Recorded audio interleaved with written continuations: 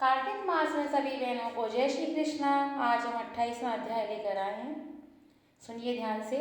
पढ़े सुने जो प्रेम से वह तो जाए शुद्ध स्वरूप। यह 28वां अध्याय कार्तिक कथा अनु।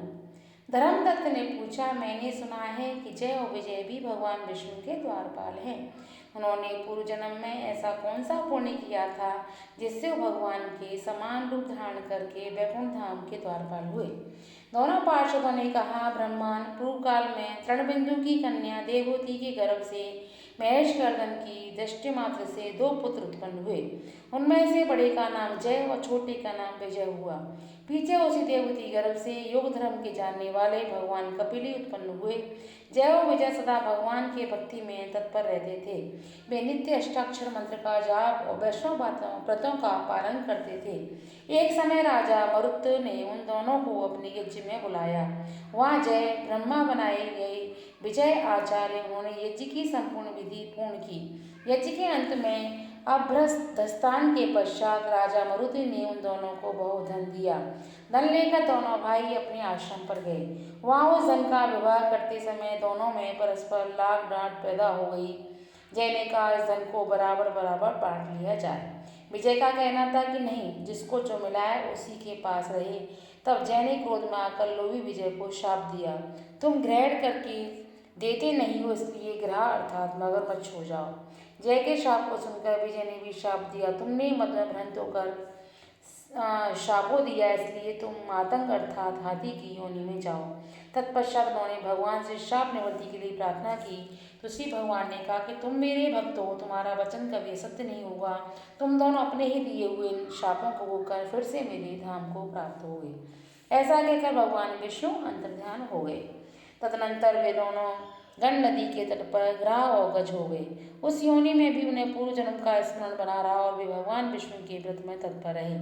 किसी समय वह गजराज कार्तिक मास में स्नान के लिए गंड नदी गया तो उस समय ग्राह ने शाप के हेतु को स्मरण करते हुए उस गज को पकड़ लिया।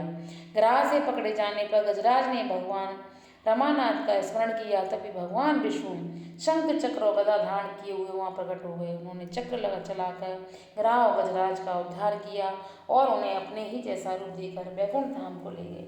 तब से वह स्थान हरिक्षेत्र के नाम से प्रसिद्ध है। वे ही दोनों विश्व विख्यात जय और विजय हैं जो भगवान विष्णु के द्वारपाल हुए हैं। धर्मदत्त, तुम भी ईर्ष्या और द्वेष का त्याग करके सदैव भगवान विष्णु के व्रत में स्थिर रहें, समदर्शी बनो। कार्तिक, माघ और वैशाख के महीनों में सदैव प्रातःकाल स्नान करो। एकादशी व्रत के पालन में स्थिर रहो। तुलसी के बगीचे की रक्षा करते रहो। ऐसा करने से तुम भी शरीर का अंत होने पर भगवान विष्णु के परम पद को प्राप्त होगे। भगवान विष्णु को संतुष्ट करने वाले तुम्हारे इस व्रत को बढ़कर न यज्ञ है, न दान है, न तीर्थ ही है। विप्रवर, तुम धन्य हो जिसके व्रत के आधे भाग का फल पाकर यह स्त्री हमारे द्वारा वैकुंठ धाम में ले जाई जा रही है। नारद जी बोले, ही राजन, धर्मदत्त को इस प्रकार उपदेश देकर वे दोनों विमानधारी पार्षद उस कलहा के साथ वैकुंठ धाम को चले गए। धर्मदत्त जीवन भर भगवान के व्रत में स्थिर रहे और देहावसन के बाद उन्होंने अपनी दोनों स्त्रियों के साथ वैकुंठ धाम प्राप्त कर लिया।